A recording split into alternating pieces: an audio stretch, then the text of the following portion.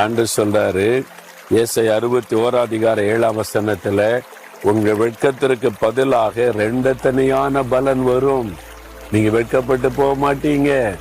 இல்லைங்க, இன்னைக்கு நடக்கிற பிரச்சனையை பார்த்தா இன்னும் ரொம்ப நாள் இல்லை, 1 நாள் 2 நாள் 1 வாரம் அவ்வளவுதான் இருக்குது.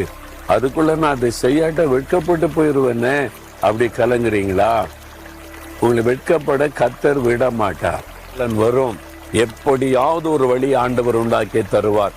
விசுவாசத்தோட ஜெபிங்க. தகப்பனே, இந்த மகன், இந்த மகள், இந்த குடும்பம், உங்க பிள்ளைங்க இவங்க வெட்கப்பட்டு போக கூடாது.